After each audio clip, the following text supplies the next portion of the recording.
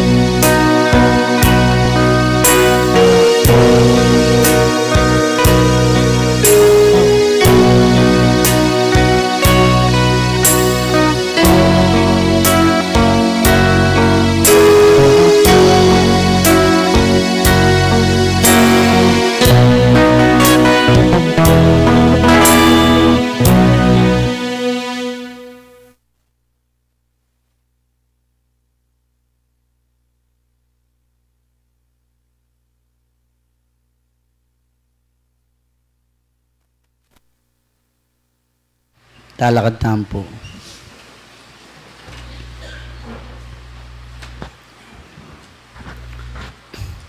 O malugod, dake kaming Ginoo.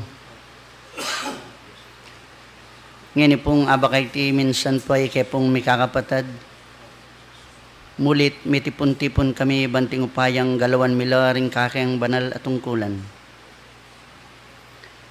Ginoo, tulutan niyo po ngayon pinandit. Panimunan niya po ing malatiming tipunan. Ika po ing manakit karing balang metong kaya kamig pa. Mamain kaming metong ngayalang hanggang pupos kapasalamatan ng pong kapurian kaya. Ginoo, pablasang karingaldo pingnapo ng ganang ening kinabukas ini nga tsepuing balang metong kaya kami. Paparaman nyo kay pangbiyang pong sikanan. Ginoo, malaya kay papong gagalo karing balang kay kaming takbang. Detingan po wala kay ngaluwang ay ganti kay pa. Nung mo po ing puryanda ka, samba ng pong pamintuan, uling itipuhin kay kaming banal at tungkulan hanggang tutulutan niya yung gagalawang pong mabibiyang balang metong kay kami. Ginoo, nganing pinandit, lawin nyo kay pong karapat dapat king kay kong banal ay harapan nganing pinandit, ayin milaring balang kay kaming sarili. Igpambanal nung abatsawan nyo po yung may karapat keng pamagkulang, pamikasala ay matulid king banal mong panlalawe, manyawad kay pong kapatawaran. E yun o, bibilang kay kaming kasalanan, Ginoo, nun ay bilang yun na lang kahintangan mingining ilapapuga na pampong sakdal ding balang kay kaming kabyasnan. Ngayon pong pinanditaytig pa, tulutan yung iparandam yung kay kayong banal na presensya karing balang metong kay kami. Tandaan pong patutuna ngayon pinandit, ikayo yung mani muna king kay kaming tipunan. E kaya sana po pamibili king abla. Uling sinabi yo, manyawad kami, merinan kami, kato kami, bibuklatanan kami. King lagyo na ning balang kay kaming banal at tungkulan kay kagpa. Ngayon oras sa iti Diyos ko, lalapit kami king mitmong kapakong baban. Mamahin kami king aldo sabat. Diyos ko, tanggapan mo ang timong mabanglungayin ding kiking balang kasarlinan. Mipakibatan laking bane-bane ding balang kiking kayadwanan tanggapan mi pungalang kulang. Igpambanal ngayon pinanditayti. Aldoya pong konbensyon, balang paksang kay kaming talakayan Diyos ko, munyelang pakinabang king kay kaming pamiyabiyabe bilang metong provincial committee. Diyos ko, panalangin miya kay pa. Ing mamye mensay ngayon nga ba kayo ti? Dinan meng kabyasnan, ikaing manimuna, balang lumwalking kayang pasbulan Diyos ko, detang paybat kay ka, hilang ibulalag na luwain kayang sariling kabyasnan. Ang gana po igpaing, pinili mo karing dakal. Diyos ko, adwan mi po bating doring karelang kasarlinan, king haus na ning baldaldang tungkulan. Kabod ngayon pinandit, luklukane, ing banal aluklukan akayang tilaga. Diyos ko, itubod me po ing mapamatulang Espiritu Santong pengako mo kay kami. Kabod datangan na kami king kay kaming pililibugtan, e yamanyabi king sarili ng kabyasnan. Noon e ginoret ang ibayt kay ilang ibulalag na, banting upayang munyelang panyulong karing balang makirandam. Ginoo, dakal pong dakala salamat kay kangining abakay ti. Ila purete rin kay kaming pamuklata panalangin, tanggapan mula yung timong mabanglungayin king kay kong banalaharapan. At tanggapan mi naman po yung lihim yung pamipala. Ginoo, itingan po ipapamilatan mi king kay nga nakabugtong Jesucristong kay kaming tagapagligtas. Yan asa po.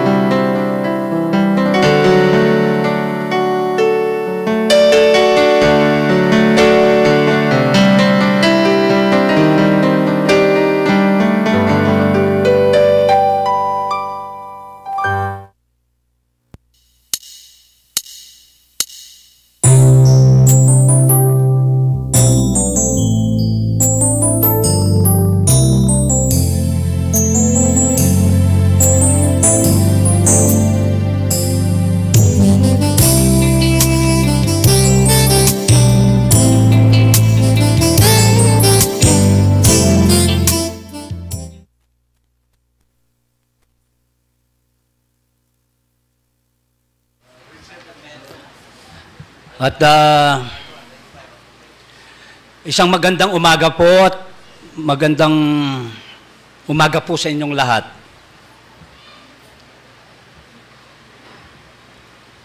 Tunay nga po ang Diyos ay hindi tayo pinababayaan. Pinahintulot po niya na ang kapayapaan sa araw na ito upang tayo ay mag-aral sa eskwelaan po ng buhay. Ano po? Meron po tayong maiksing tinatalakay na tema, bagamat man po ito'y araw ng convention. Ang tema po natin, landas tungo sa kaharian ng langit. Hindi na po ako ganong magpaligoy-ligoy pa dahil po maiksi lamang po itong ating mensahe gawa po ng convention. Kung ito po ay ating susuriin, ang landas tungo sa kaharian ng langit, kung paano po natin maiangat ang kaharian ng langit. Ang tunay po dito, si Kristo po ay siyang daan, landas daan tungo sa kaharian ng langit. Kung atin naman po isusundin ang salita ng Diyos sa pamagitan po ng banal na ebanghelyo, dahil po yun ay katuruan ni Jesucristo. Yun po ang totoong kaligtasan, na tunay na daan na kaligtasan. Walang iba po kundi ang ating Panginoong Jesucristo. Kaya mga kapatid, napakaganda po ang ating tema kung ito po ay ating gagawin. Dahil po mga kapatid, saan man po tayo tutungo, hindi po natin makikita ang kaligtasan kung hindi lamang po sa pamagitan ng ating tagapagligtas. Kaya po sinasabi ko, ang totoong kaligtasan, siya po ang tunay na daan na kaligtasan, si Kristo po. Mga kapatid, ibig ko lamang pong patunayan sa inyo, kahit saan po tayo magpunta, wala po sa sarili natin ang kaligtasan, kundi po tayo gagabayan ng Holy Spirit. Kung basahin po natin dito sa Gawa, 4:12 po, kung paano po ang sinasabi ng kasulatan. At sa kanino mang iba ay walang kaligtasan, sapagkat walang ibang pangalan sa silong ng langit na ibinigay sa mga tao na sukat nating ikaligtas. Malinaw po ang nakasulat. Kaya mga kapatid ko po sa pananampalataya, kung ito po ay ating suriin, tunay nga po ito. Nasa kay Kristo rin po, tulad po ng daan na matuwid sa pagbabagong buhay po natin. Siya rin po ang namamagitan. Kung willing po tayong tumanggap sa kanyang mga utos. At tunay nga rin po ang ebanghelyo, ang salita ng Diyos. Siya rin po ang daan papunta sa kalangitan. Mga kapatid ko po sa pananampalataya, dahil po kaloob ng Diyos ang tunay na biyaya. Ang tunay na biyaya ay siya po ang nagdadalang kaligtasan sa atin lahat. Siya po ang nagtuturo upang makaiwas po tayo sa kalikuan, upang makaiwas po tayo sa pagkakasala, upang tayo ay maging matuwid at banal at kalugod-lugod sa Diyos. Yun po ang mga plano ng Diyos para sa lahat ng tao. Mga kapatid, basahin po natin sa Tito 2:11 po hanggang 12. Sabi po dito nakasulat.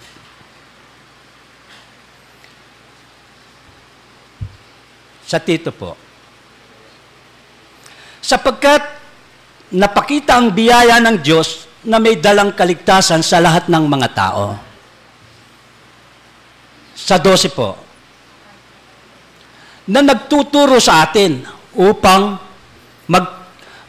magtanggi natin, upang pagtanggi natin sa kalikuan at sa mga kaalayaan ng sanlibutan.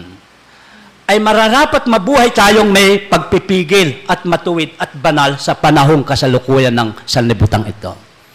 Simula pa po at hanggang ngayon, natatanaw po natin ang mundo.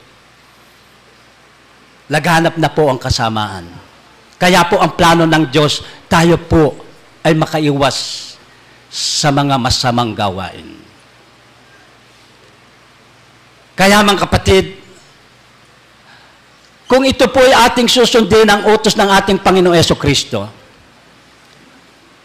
tiyak po tayo'y mapapabuti, hindi po tayo mapapahamak. Kaya ang maging dapat gawin ng tao, isa-isip po natin yung para sa langit, hindi po yung para sa panlupa. Basahin po natin sa Colosas 3:2 po.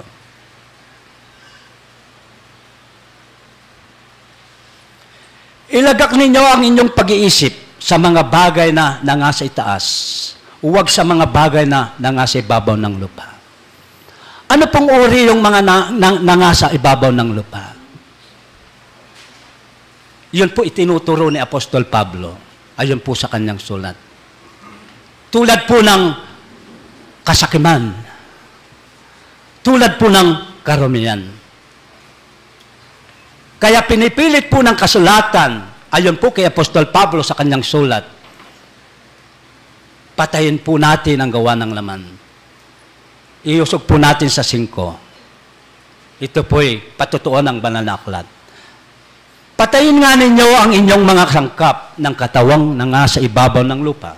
Pakikiapid, karumian, masasamang pita, masasamang nasa, at kasakiman, na iyay pagsamba sa mga Diyos-Diyosan. Yun po ang pilit at plano ng Diyos na makaiwas po tayo. Ano naman po ang mga bagay na dapat nating isipin sa itaas ng kalangitan? Yun po itinuturo din ni Apostol Pablo. Yun po'y marahil nagagawa na po natin, pero kung minsan nakakalimot tayo, sasabihin ng iba, tao lamang ako. Kaya ako'y nagkakamali.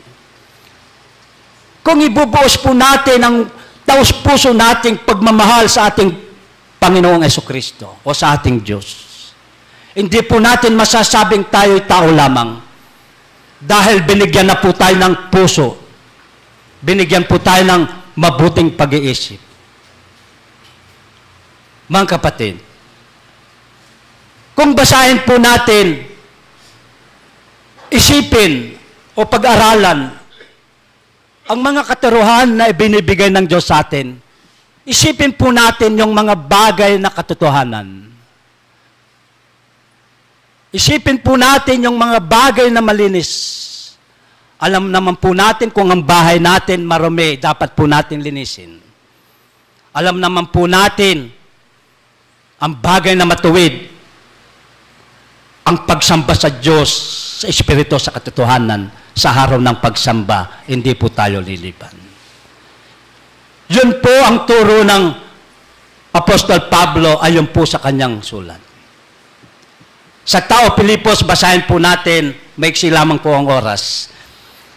Dito po sa 4:8 hanggang 9 po, sinasabi dito, katapos-tapusan, mga kapatid, anumang bagay na katotohanan, yun po ang dapat nating isipin. Anumang bagay na kagalang-galang, anumang bagay na kaibig-ibig, anumang bagay na mabuting ulat, kung may anumang kagalingan at kung may anumang kapurian, ay isipin ninyo ang mga bagay na ito. Ito po ituro ni Apostol Pablo. Iusog po natin sa 9. Ang mga bagay na inyong natutunan at tinanggap at narinig at nakita sa akin, sabi po ni Apostol Pablo, ang mga bagay na ito ang gawin ninyo at ang Diyos, ang kapayapaan ay isa sa inyo. Dakila po ang Diyos. Hindi po tayo pinababayaan. Bagamat man po minsan may kakulitan tayo. Aminin po natin dahil po ang tao minsan po madaling makalimot. Mga kapatid ko po sa pananampalataya, bago po ako magtapos, ito po ay ating gagawin, ipagpatuloy po natin, hanapin ang kaharian ng Diyos at sa kanyang katuwiran. Kung hindi, hindi po tayo bibigyan ng ganti.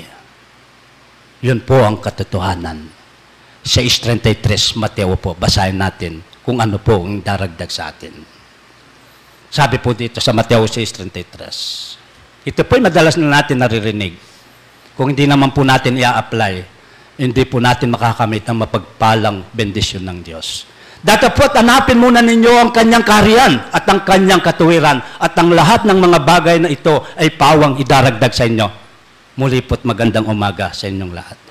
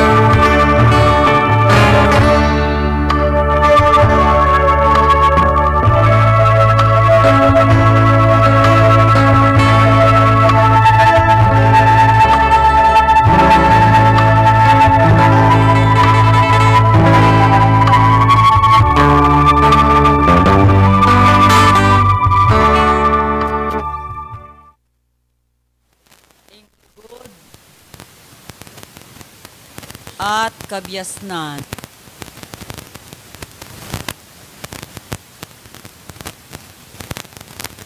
Tang abandiyo.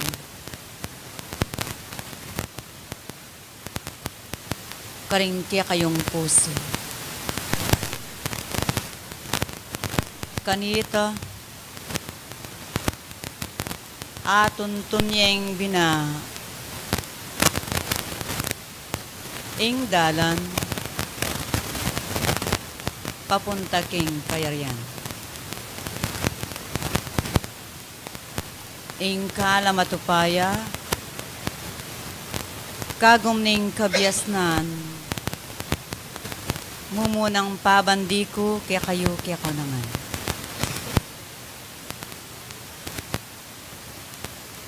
Ing ganap akapayapan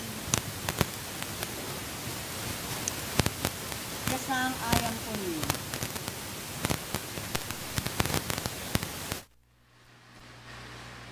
Yasang manatili,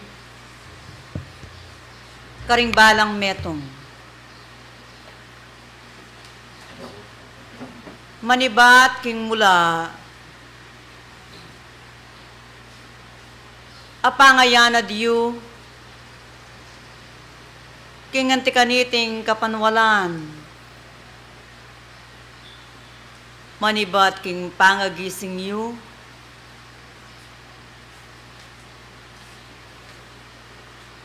king antikaniting kapatiran, ipakilalaya, ing lugod. Ipakilalaya, ing kabyasnan. Uling ilang maging susiyo, king kayong lakbayan. Lawan yu ing kayong kabilyan. King alang patugot, miiyabiye ing amanong antikanyan. Bilaladlad king balang domino ing ulaga na ning lugod. Ing ulaga na ning kabyasnan kaya kayong tao. Ing katutuan sasabihan ko kaya kayo. Binayang mayulaga ing kabyasnan kaya kayong tao. Binayang matimbang king kayong biye. Mubukod, king kilub na ning eskwelahan na iti. Maging king piyakitan. Uling may gityong akilala. Ing sablang bagi. Adarapta na ning tao nung mga intulid ang pongali.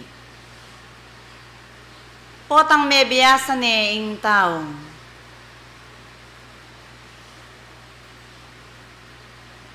Akikilala na ing wasto ang pong mali. Ing ganap akabyasnan. Yan ing pagmula na ning takot na ning tao. King miyayalwang dewakan. Anya bakit?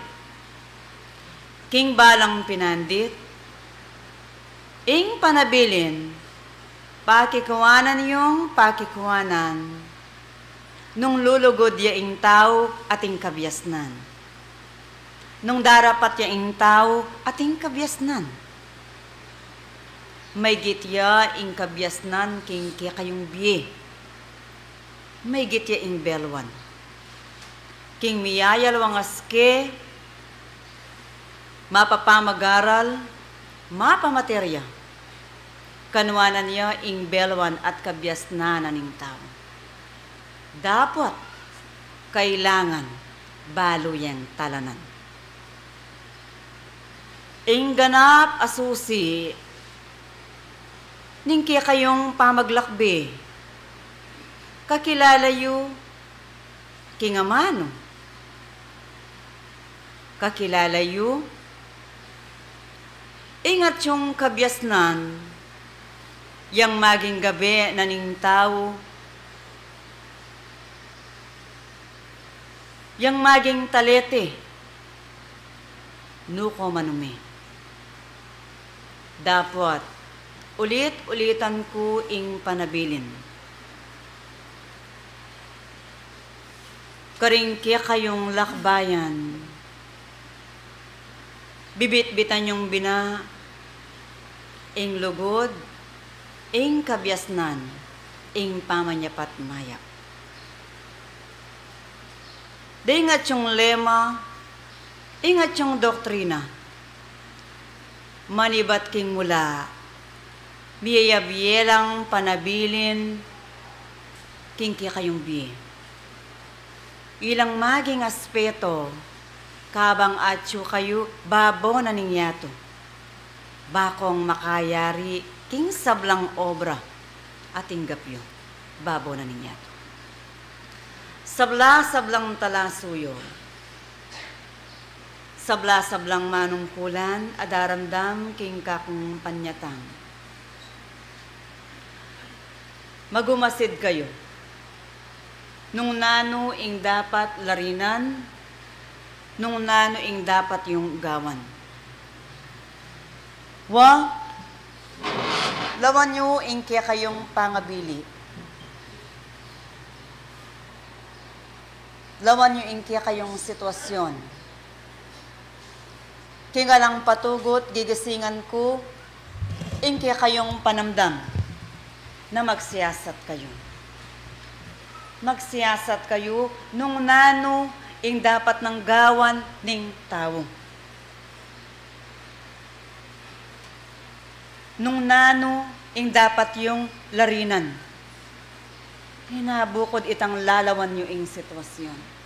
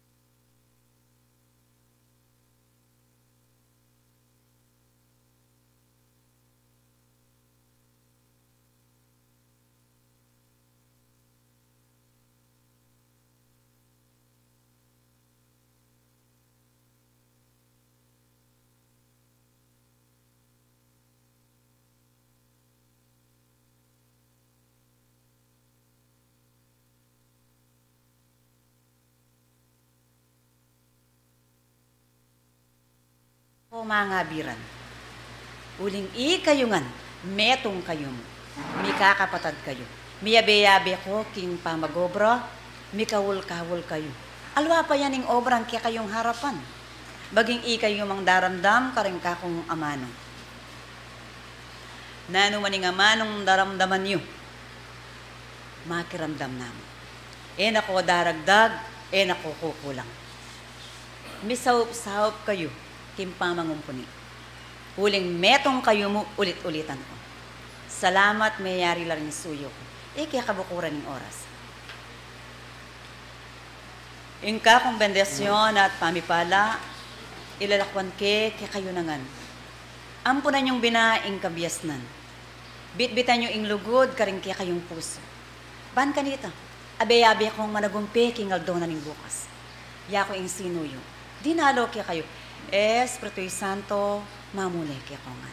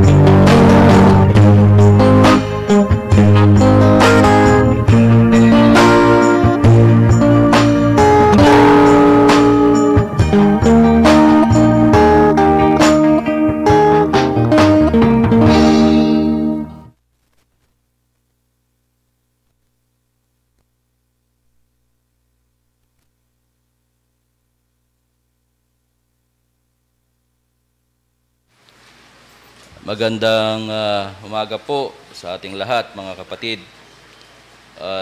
Muli sa araw na ito ay ginaganap po natin ang ating convention na po. At gayon din po ang mga narinig natin, lalong-lalo na sa mga lalong-lalo na sa speaker natin at ang may espiritu sa mga dinala nilang mensahe sa atin, mga kapatid. Sa speaker po natin, kung saan po tinalakay niya ang ating paksa. Ang ating paksa po ngayon ay landas tungo sa kaharian ng langit. No po, kung saan po nilarawan niya sa atin, no po, kung paano pinatatuuanan niya sa atin ayon sa mga banal na kasulatan, no po. At ang isa pong sabi niya, si Kristo ang daan tungo sa langit.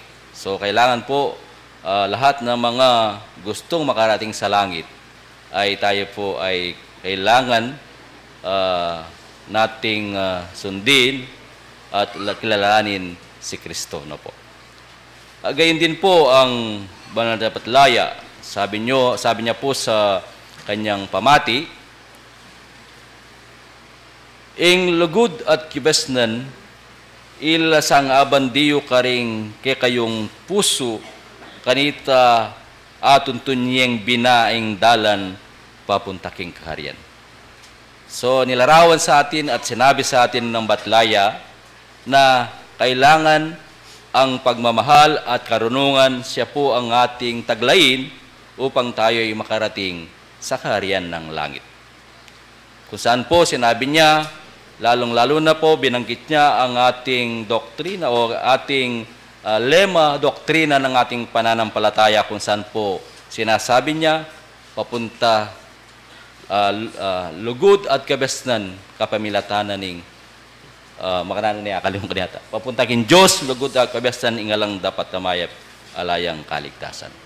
Yan po ang dapat taglayin ng ating mga mananampalataya upang ating pong makamtan ang sinasabing at nilarawan sa atin at ang temas sa araw na ito. Kaya po, sana po tayo lahat ay makagawa at makasunod sa mga nais ng Panginoon. Ito po, karagdagan po, gusto ko pong i-report sa inyo ang lahat ng mga activities natin at mga dapat natin pong gawin, no po. Kung saan po ang nakalipas na buwan na ito, kung saan po isang linggong nag-anibersaryo tayo, no po, sunod-sunod ang mga anibersaryo natin, lalong-lalo na po lahat ng sakop, sentro ng PPC5. Siguro po, maririnig natin kung ano ang mga konting mensaheng may report sa atin ng mga kapatid natin, no po. At pangalawa, kagabi po ay nagkaroon na naman ng pagtitipon ang lahat ng mga mediums at mga opisyales ng PPC5 na kung saan po ay tinalakay natin ang mga ilang importanteng dapat gawin natin, lalong-lalo na po sa mga medium natin, no po. Ito po kasi ay napagkasunduan natin na tuwing last Saturday ng buwan, ang lahat ng mga opisyales ng PPC5 at saka mga medium ay magtitipon upang gawin po ang mga dapat nating gawin na napagkasunduan natin. Ang lahat ng medium po ay mayroon po silang pagtitipon kung saan po tatalakayin nila ang dapat na ikakasulong ng bawat isa, no po. At gayon din mga opisyales na dapat pag-usapan po kung ano man ang dapat nating gawin, lalong-lalo na sa pamamalakad sa ating mga sentro, bawat sentro, at sa ating pananampalataya, no po. Kaya po, siguro bigyan ko ng pagkakataon ang ating chairman sa mediumship upang tayo po ay kanyang kakausapin at magbibigay ng mga siguro para ingin po ang suporta ng bawat isa sa atin. Ang tatawagin po natin ay ang ating kapatid na Michael David. Siya po ang ating ihintayin para magbigay ng mga konting mensahe. No po? Asan po ang kapatid na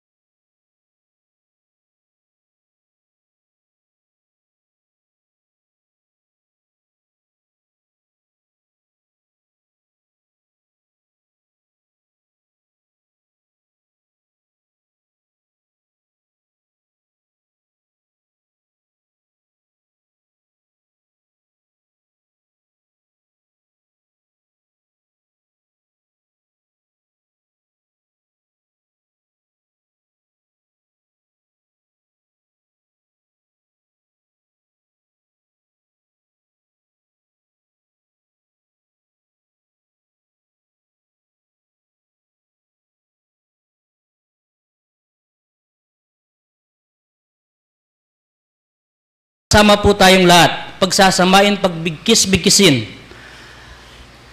ang mga tingting, magiging pong isang walis na pwedeng pangwalis. Ang trabaho po ay magiging mabilis at makikita po natin yung pag-unlad. Kaya mga minamahal po naming opisyales at mga medium, kung meron pong nandito, kailangan mo nating pag-usapan ang programang ito. Dahil nakikita ko po ang darating na panahon, kung tayo po ay magsasama-sama, maaari pong magkatotoo ang sinabi ng banal na Batlaya na sa pangalawang pagkakataon, tayo ulit ay magiging uliran sa lahat ng ating mga kasama sa loob ng kapatiran. Kaya sana po, mga minamahal po naming magulang at kapatid sa pananampalataya, mga minamahal na opisyales, bigyan po nating pansin ang isang napakagandang programa. Kagabi po, nagawa namin ng isang programa kung saan nag-meditate po kami.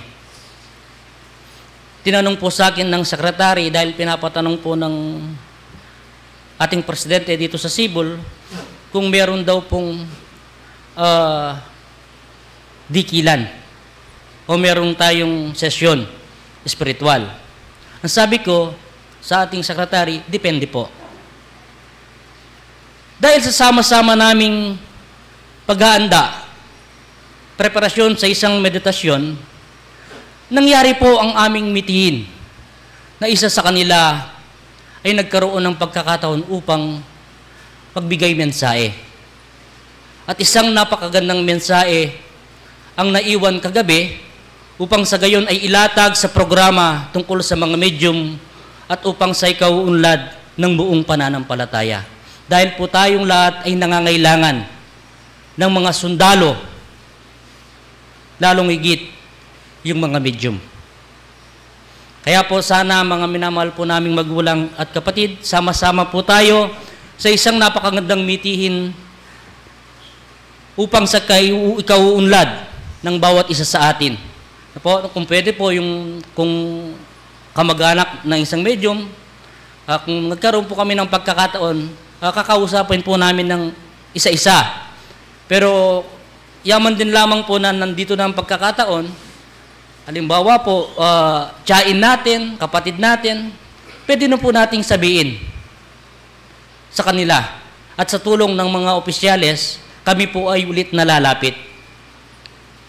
At lahat ng suporta na pwede kong ibigay sa ikauunlad ng mga ating mga medium, susuporta po ako.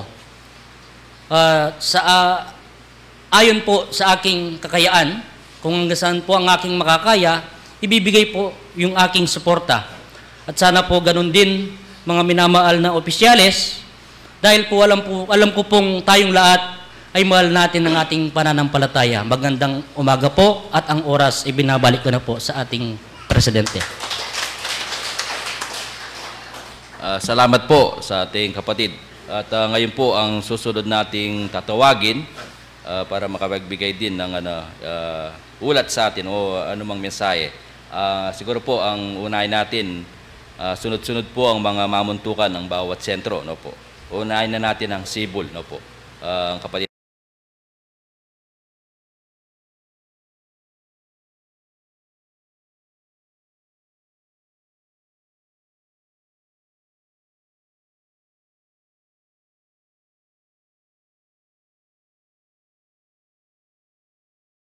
kapatid natin dito po sa PPC 5 makakopya.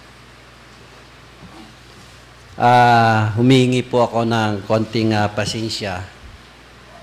Siguro po para ma-express natin yung nilalaman at dinadala po natin